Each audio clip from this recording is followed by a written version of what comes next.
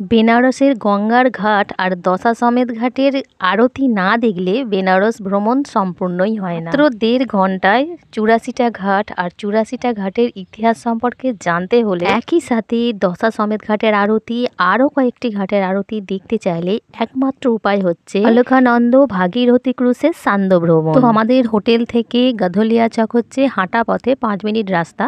তো ওখান থেকেই আমরা এবার টোটো বুক করে নিলাম। তার টোটো ভাড়া পড়েছে 100 টাকা। যেহেতু আমরা 14 জন ছিলাম তাই 3টে টোটো বুক করলাম। এখন আমরা যাচ্ছি রবিদাস ঘাট। আর রবিদাস ঘাট হচ্ছে বেনারসের একদম দক্ষিণ প্রান্তে অবস্থিত। ফাইনালি আমরা রবিদাস ঘাটে এসে পৌঁছে গেছি। হ্যাঁ, এটাই হচ্ছে রবিদাস ঘাট। এখান থেকেই ক্রুজ ছাড়বে। আর অলকানন্দ ক্রুজ আন্ডারে মোট 4টি ক্রুজ আছে। প্রথমে দাঁড়িয়ে আছে বিবেকানন্দ ক্রুজ, তারপরে দাঁড়িয়ে আছে মনিষ্কা ক্রুজ, পর আছে অলকানন্দ ক্রুজ, তারপর আছে ভাগীরথী ক্রুজ। তো আমরা বুক করেছি ভাগীরথী ক্রুজ। আর আমাদের রিপোর্টিং টাইম হচ্ছে 5টায়। আমাদের অনলাইনে অলকানন্দ ভাগীরথী ক্রুজ বুক করা হয়েছে। আমাদের ভাড়া পড়েছে 900 টাকা।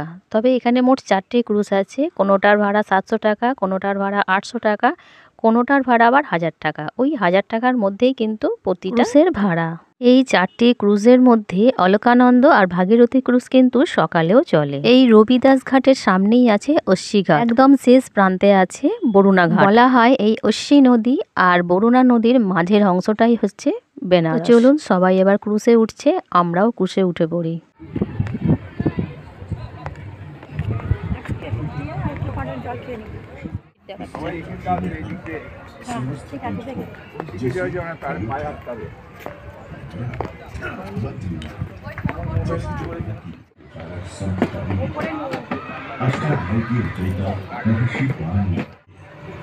संत शिरोमणि गुरु रविदास जी।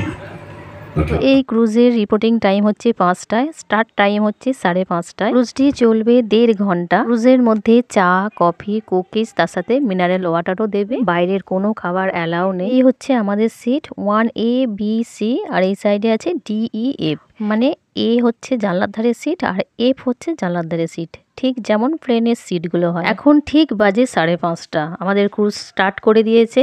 আর দেখো সবাই কিন্তু এবার আপার ডেস্কে যাচ্ছে। যেহেতু এটা এসি তাই গ্লাসের মধ্যে দিয়ে দেখতে হচ্ছে, তাই আপার ডেস্কে দিয়ে একটু খালি চোখে ভালোভাবে দেখবে বলেই হয়তো সবাই চলে যাচ্ছে। এই ভাগীরথী ক্রুজ বারাণসীর একেবারে দক্ষিণ প্রান্তে রবিদাস ঘাট থেকে যাত্রা শুরু করে বারাণসীর একেবারে উত্তর প্রান্তে কাশীর ডাবল টেক্কার ব্রিজ পেরিয়ে রাজঘাট পর্যন্ত গিয়ে আবার আমাদের এই রবিদাস ঘাটে নামিয়ে দেবে। মাঝে কিন্তু কোথাও নামার কোনো ব্যবস্থা নেই। তবে ফেরার পথে দশাশ্বমেধ ঘাটে গঙ্গার আরতি দেখার জন্য 10 মিনিটের জন্য দাঁড়াবে। এই ক্রুজের সময় হচ্ছে 1.5 ঘন্টা। এই 1.5 ঘন্টায় আমরা দেখব 84টা ঘাট। জানকী ঘাট, চেতসিং ঘাট, মণিকর্ণী ঘাট, চন্দ্র ঘাট, কেদার ঘাট। ক্রমে ক্রমে আমাদের চোখের সামনে উদ্ঘাটিত হতে থাকলো উত্তরবাহিনী গঙ্গার ওপর অর্ধচন্দ্রাকার বারাণসী শহর। এই মন্দিরময় অপরূপ সুন্দর শহর সন্ধ্যার আলোতে ঝলমল করছে। কি অপরূপ দৃশ্য, চোখ জুড়িয়ে যায় যেন। গঙ্গা হিমালয় থেকে উৎপন্ন হয়ে আমাদের গঙ্গাসাগরে গিয়ে পড়েছে, মানে উত্তর থেকে দক্ষিণে বয়ে যাচ্ছে। কিন্তু এই বেনারসে গঙ্গা উত্তর থেকে দক্ষিণে বয়ে, গঙ্গার এখানে উত্তর বাহিনী। কোশি নদী আর বরুণা নদীর সৃষ্টি হয়েছিল এই বারাণসী শহরকে রক্ষা করার জন্য। আমাদের ক্রুজ একটার পর একটা ঘাট পেরিয়ে যাচ্ছে আর আমাদের ক্রুজে লাউড স্পিকারে প্রতিটা ঘাটের ইতিহাস বলা হচ্ছে। মাত্র 1.5 ঘন্টায় 84টা ঘাটের ইতিহাস কানে শুনছি, চোখের সামনে সেই ঘাটগুলো দেখছি। এমন অভাবনীয় অভিজ্ঞতা আগে কখনো হয়নি। আর আমার মতে এটাই হলো ভাগীরথী ক্রুজের বেড়ানোর সবথেকে বড় প্রাপ্তি। এই ক্রুজ কাশীর দোতলা ব্রিজ পেরিয়ে রাজঘাট পর্যন্ত যাবে, তারপর আবার এই পথে ফিরবে। মানে এখন যে ঘাটগুলো দেখলাম আবার সেই ঘাটগুলো দেখতে পাবো। ফাইনালি আমরা কাশীর দোতলা ব্রিজের কাছে চলে এসেছি। আগে এই ব্রিজের নাম ছিল লর্ড ডাফরিন ব্রিজ। পরে এই ব্রিজের নামকরণ করা হয় পণ্ডিত মদন মোহন মালব্য ব্রিজ। এই ব্রিজের দোতলার ওপর দিয়ে গাড়ি যায় আর একতলা দিয়ে ট্রেন যায়। আর এখান থেকেই বেনারস শহরটাকে পুরো অর্ধচন্দ্রাকৃতির শহর দেখা যায়।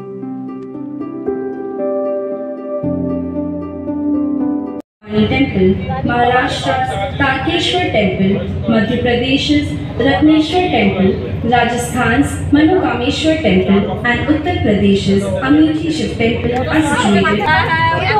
গাড়ি চলে তলা দিয়ে ট্রেন যায় কফি এনে ও মা দুইটা বিস্কুটটা ব্যাগে রাখো সোনু শেষ হয়ে গেলে এই ট্যাক্সি দেবে সোনু চাপ পাইনি এই ম্যানি চাপ পাইনি Temple, Maharashtra's Tarkeshwar Temple, Madhya Pradesh's Ratneshwar Temple, Rajasthan's Manokameshwar Temple, and Uttar Pradesh's Amethi Shiv Temple are situated on this. शमशान घाट है। इस घाट पर बंगाल राज्य का रन भवानी मंदिर, महाराष्ट्र का तारकेश्वर मंदिर, मध्य प्रदेश का रत्नेश्वर मंदिर, राजस्थान का मनोकामेश्वर मंदिर और उत्तर प्रदेश राज्य का अमेठी शिव मंदिर स्थित है।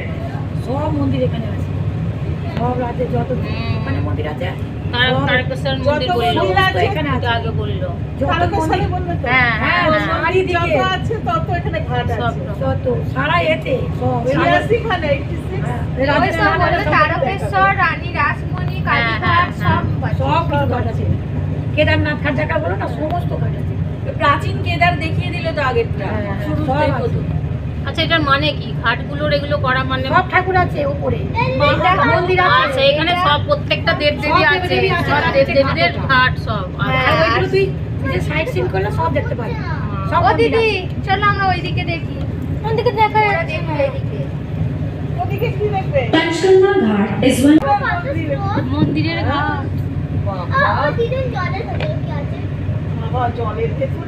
জলের ভেতরে কি আছে মা গঙ্গা আছে জলের ভেতরে শিব আছে মা গঙ্গা আছে কত ঠাকুর আছে যে নিচে তার ঠিক নেই Akal. The ancient Mukhnirmalika Gauri temple is present on this ghat. ऐसी मान्यता है कि गण घाट पर स्नान और पूजन करने से व्यक्ति वो हत्या के पाप से मुक्ति पा जाता है। अति प्राचीन मुक्तिनारायण गौरी जी का मंदिर इस घाट पर स्थित है। এই ঘাটে চান করলে যারা পাপ মুক্ত হবে সুন্দর অত কথা পরে বলবি শোনো কথাগুলো শোনো তো বাড়িতে গিয়ে প্রশ্ন হবে वर्ष से ज्यादा पुराना नहीं मिलता है क्योंकि 12वीं सदी से लगातार 17वीं सदी के बीच 800 वर्षों तक काशी पर अनेक आक्रमण हुए और इस दौरान हमारे सभी पुराने धरोहर नष्ट कर दिए गए थे। सन 1707 में औरंगजेब की मृत्यु के बाद काशी का बड़े पैमाने पर पुनर्निर्माण हुआ था। इस पुनर्निर्माण में सबसे बड़ा योगदान महाराष्ट्र के उस समय के अलग अलग Maratha रजवाड़ों Ghat is the southernmost ghat of Varanasi. It is also referred to as the Haridwar of Varanasi. Jagannath Temple, Panchratna Temple, and Sangameshwar Temple are present on this ghat.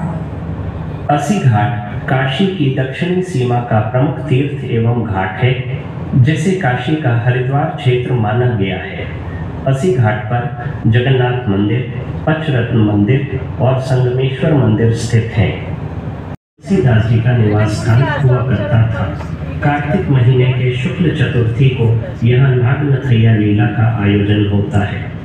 Lolark कुंड और झांसी की रानी लक्ष्मीबाई का जन्म स्थान निकट ही स्थित है। Center for the followers of Jain religion. 4 of the 24 Tirthankars were born in and around Kashi. Jain Ghat is the birthplace of one of the Tirthankars, Suparashnath ji. और शिव जी के मंदिर स्थित हैं। ये मंदिर श्रीधर मुंशी जी ने कराया था।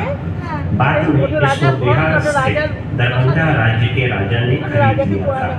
वर्तमान में इस घाट पर एक लग्जरी हेरिटेज होटल का संचालन हो रहा है। শুনতে হবে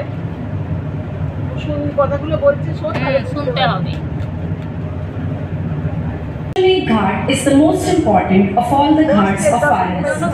It was earlier referred to as Rudasar. Lord Brahma on this ghat, after which it was so named. The ghat that we see at present was built by Ahilyabai Holkar, the Queen of Indore, in 1785. The Ganga Aarti that is performed on this ghat daily is parts of India, one of which is situated on the rooftop of this ghat.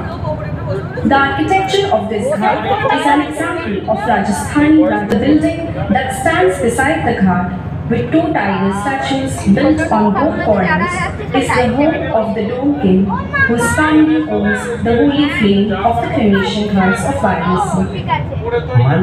Mansingh ने 16वीं सदी के अंत में कराया था।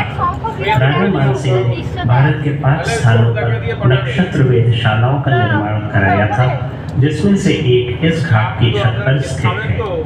इस घाट का भवन राजस्थानी राजपूत दुर्ग शैली का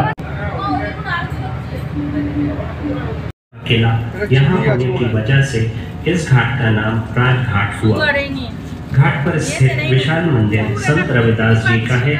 सामने वाराणसी का मानवीय ब्रिज है, जिस पर रेल मार्ग और सड़क माना गया है। अस्सी घाट पर जगन्नाथ मंदिर, पंचरत्न मंदिर और संगमेश्वर मंदिर स्थित है। राजा चेत सिंह वो युद्ध हार गए थे। कथाओं के अनुसार यह घाट नदी के उस पार स्थित रामनगर किले से नदी के नीचे स्थित